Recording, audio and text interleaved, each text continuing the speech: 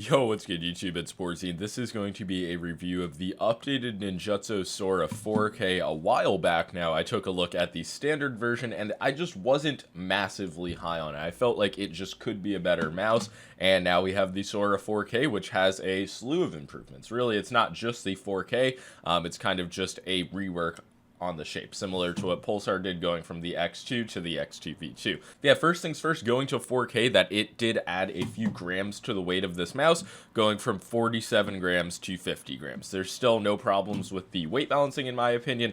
It is an exceptionally light mouse. It is a medium-sized mouse. I would not say it is super small. You see next to something like the Pulsar X2 Mini, it is a bit bigger, and of course I will have the top-down camera at some point in this video. But yeah, like I was saying, there are a lot of changes to this mouse. It's now using Omron's optical switches, moving from Huano blue shell pink dots. They've updated the coating, which I'll get into, but it's a very nice, more rubberized coating, rather than the kind of chalky, just cheap plastic feeling that the former Sora had. And yeah, there's really no downgrades. They obviously improved to a Nordic MCU, and beforehand they had a very budget MCU, so there were some reported sensor issues. I had heard they fixed them via firmware updates. We got a nice little slam click right there on 0 MSD bounce. That really has not been an issue in games, but I mean, I guess here I'm getting the occasional slam click. But yeah, the clicks themselves are nice. I would say this is one of the better optical implementations out there. It's much lighter than either the GPX V2's clicks or the Endgame Gear XM2 Wii, two optical implementations I've tried recently. Similar in terms of actuation force to the Pulsar optical switches, but they are a bit more tactile and kind of firm feeling, so maybe slightly higher quality than compared to Razer opticals.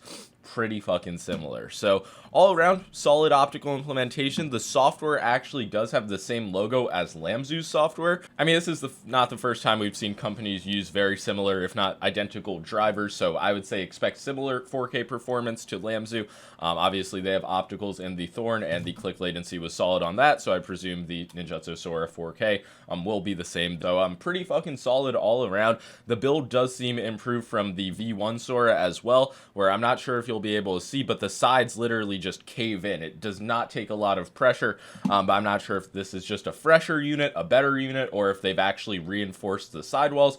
On the website, it did look like they changed up the shell design itself a little bit. Obviously, the shape is identical, but it just does feel a bit better built. And all around, just making small improvements makes for a much better, well-rounded product. So that is basically what we have. Yeah, make sure to like and sub for the top-down angle, and here's the shape compared to some other popular mice. Obviously, Viper Mini Sig, G-Wolves HTX, X2 Mini, and then the standard X2. You see that this is a pretty wide mouse, the Sora. It does flare out towards the bottom. I kind of compared it to a Mini XM1 in my original review, and yeah, it's still going to be a good shape designed for claw grip in that way. Oh my god, like, this production value is fucking ridiculous. But yeah, it should give you an idea that this is predominantly a claw grip shape. Yes, you can pull off a fingertip, but I wouldn't really recommend that over something flatter and lower profile like the X2 Mini, even the XM2 Wii that I just reviewed, and even a mouse I'm not too high on for fingertip, the HTX from G-Wolves, I feel like is just slightly a better shape, kind of just because it's not as wide. So yeah, it's by no means unusable for fingertip, but if you are going to spend $120 on a mouse, you're going to want to make sure that it is an ideal shape for you.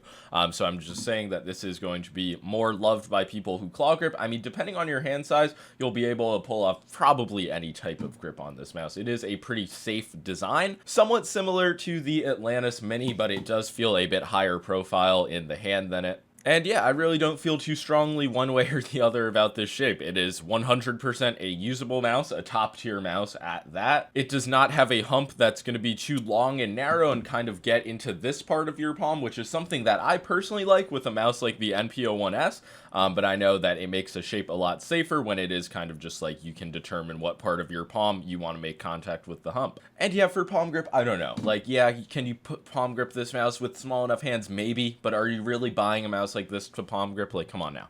But yeah, compared to the original version, you can see there is now a gray logo and a gray scroll wheel. I guess that was just to differentiate between the two versions. The scroll wheel does feel exactly the same as before, even though I believe on the website they noted some differences, but I can't fucking notice them, to keep it a buck. And yeah, the stock skate design is good. I don't know how well you guys can see it. It just looks like a fucking white ball on my screen, but they do have a hybrid skate design. where if you do want to put like larger Zowie style glides, you will be able to fit them, which is just always nice to see. The more open the base of a mouse is, the better, in my opinion. Just let people put whatever skates they want on.